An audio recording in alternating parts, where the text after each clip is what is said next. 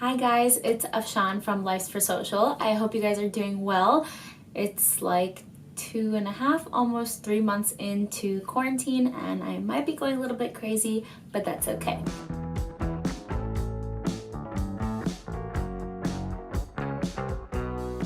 What is personal branding? Personal branding is essentially leveraging someone's skill set to kind of mold their exterior to show their skill set and expertise. So doing this, it actually can make you an authority on a certain space that you're in.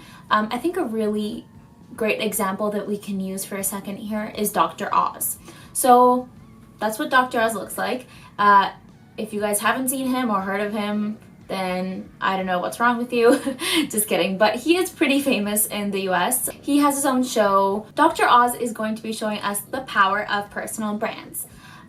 Let's think about Dr. Oz compared to other doctors that we might know. For example, if you've gotten some plastic surgery done, think of that doctor, think of your primary care physician, think of maybe someone who specializes, anything. Think of any doctor you might know or have heard of. Do you know how Dr. Oz's medical skill set compares to those doctors? Do you know anything about Dr. Oz's medical skill set? No, you don't. None of us do, because we actually don't know how good of a doctor Dr. Oz is. Why is that? Why has he been able to become an authority in this medical space? How does he have his own show? How does he probably make millions of dollars every year through the skill set that we have no idea about? Personal branding. So once we start to think about, why do we regard Dr. Oz as this authority in the medical space?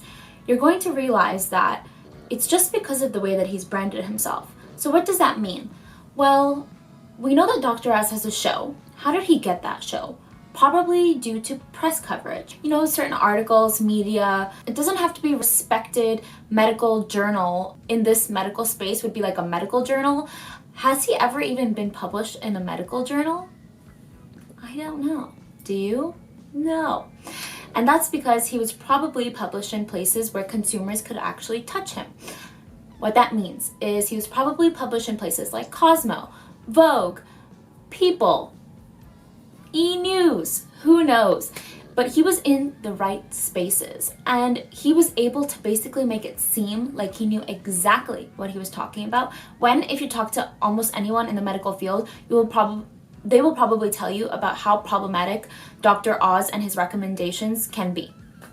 Sorry, Dr. Oz, I really don't care that much about you. You're just a really good example. So the first thing, interviews. Interviews, kind of like how I was saying about press. Interviews are like, whether it's through a magazine like People, Cosmo, anything like that, Forbes magazine, those interviews will likely be published either online or in print. And that's a really great opportunity for you to be like, hey, I spoke in Forbes about these weird vitamin supplements, and people will probably look at you in awe and think that you must really know what you're talking about. But in reality, you have no idea what you're talking about. You're just really good at making it seem like you do.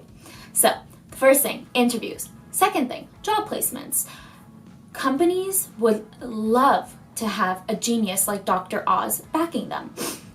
Their value essentially gets added to the company's value, and voila, this company that maybe otherwise wasn't really well known for anything now at least gets to say, our chief medical officer is Dr. Oz. Does Dr. Oz even have an MD? I'm not really sure. I think he does, actually. So that is a really important thing to think about. So let's say, for example, a vitamin supplement company has Dr. Oz kind of as its face, or Dr. Oz works on it, maybe he's a chief medical officer like I gave the example of.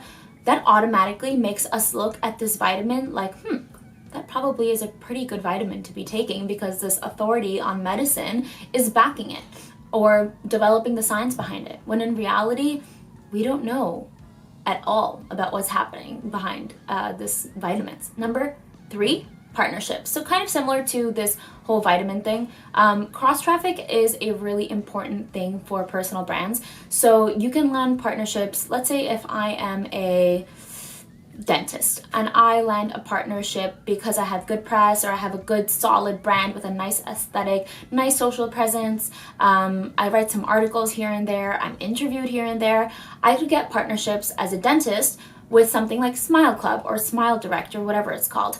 That would really be great for me because that's more income, that's further solidifying my brand and bringing value to their brand as well.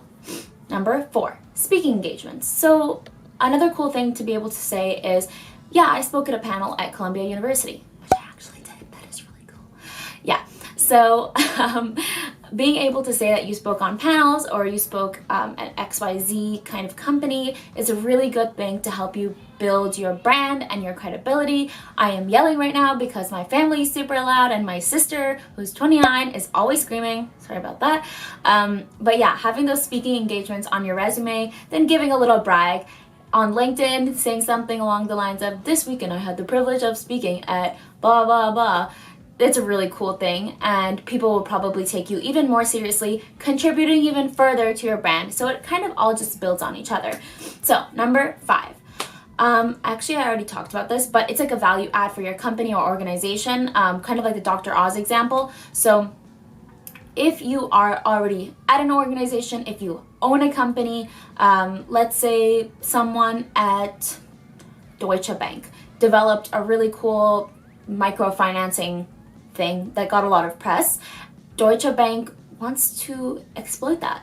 They want to be able to say like, oh yeah, you know that girl, Afshan Nasseri, who made this technology to help microfinance underprivileged communities? Yeah, she works at Deutsche Bank. So to be able to have that credibility and value, a lot of companies will want you to be there and want you to be creating these things. Obviously in finance, it's a little bit different. You cannot be as public as a person, but in other industries and spheres, you probably can add a lot of value to the organization or company that you're associated with. So lastly, having a powerful personal brand gives you the platform for anything. So what that means is if you are a makeup blogger. Huda Beauty is a very famous makeup blogger who is based out of Dubai, and after forming a really solid community and personal brand online of how knowledgeable she is on makeup, making cool makeup videos, etc., talking about the salon that she owns, she was able to create her monetization strategy and spin-off. It gave her a platform to create a multi-million-dollar beauty company called Huda Beauty. That is amazing. Being able to have a platform that automatically gives you a voice and gives you the ability to kind of do anything with it is so important for anyone who kind of has that long-term vision of, you know, I want to make like a proprietary, I don't know, medical treatment one day, or I have a really cool technology that I want to patent or sell or anything like that. It will give you the ability to have a platform to create that, to be credible, and people will just take you much more seriously. I think I shared with you basically all of my 6 facts about what a strong personal brand can give you. So now I'm going to talk really quickly about the steps that you can take to create a personal brand. I'm going to just very briefly talk about this, and then if you have any questions, then of course you can shoot me an email. I got a new business email, so shoot me a message there because it's a very lonely inbox. It's afshan@lifesforsocial.com. You can always fill out a contact form, www.lifesforsocial.com. Okay, so sorry for that little push of product and my services. So the 4 steps to create a personal brand. So the first one is set up the basics. So specifically your social media, make it consistent across all platforms. So for me, I have my Instagram, which is Lifes for Living, and then it has my name, Afshan Nasseri. Mine is a little bit different because I'm an influencer, so I don't know if I would give myself as an example, but maybe we can look at someone here. Can we look at that? Let's look at Dr. Oz. Okay, so let's say Dr. Oz. Let's look at him on Instagram. Okay, so his Instagram handle, as you can see here, I hope, Dr. Oz. The handle is Dr. Oz. The name is Dr. Oz. The official account of Mehmet Oz. Oh, and he's a professor of surgery at Columbia.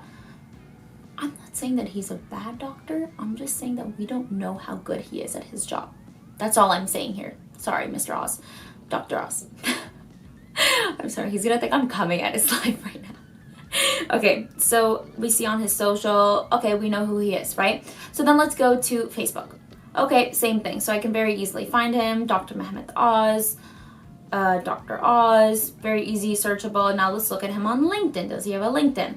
Dr. Oz. Very easy to find him once again. Interesting that he didn't do Dr. Mehmet Oz, but whatever. Okay. Oh, he did go to Harvard and then Wharton for his MBA and UPenn for his MD, so he's probably not stupid. Yeah. Okay, cool.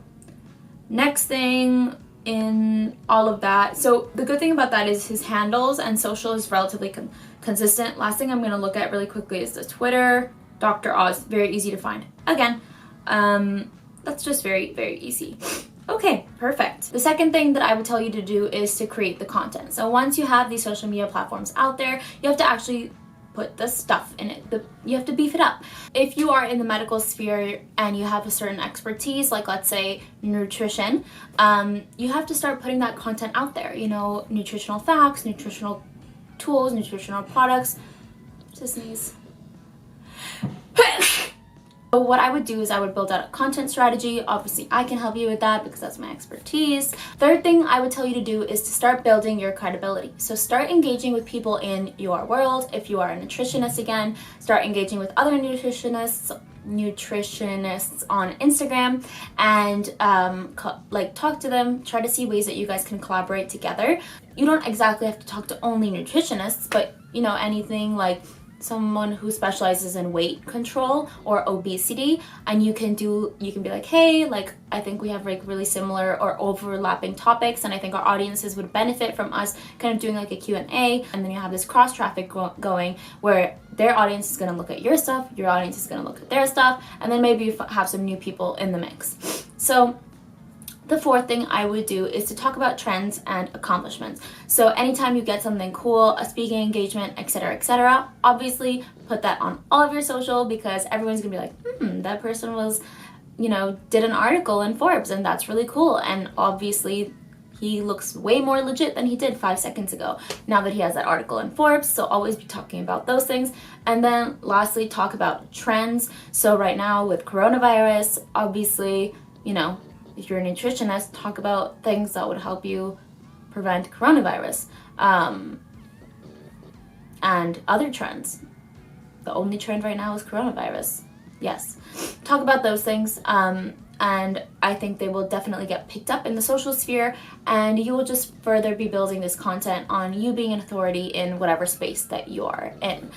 Okay, I think that is all. Those are the 4 tangible steps I would tell you. If you need any help with growing your personal brand, or any brand for that matter, and you really want to see yourself, kind of make this long-term plan of monetizing something, then a personal brand is a great way to start. And of course, you can always message me, Afshan at livesforsocial.com. That will be written in the description below. You can always check out my website, livesforsocial.com, and we together can help you build out a strategy. I can be with you every step of the way, weekly consults, monthly consults, helping you create your social strategies, posting the content for you. We do everything: video editing, graphic editing, logo design, website design, everything.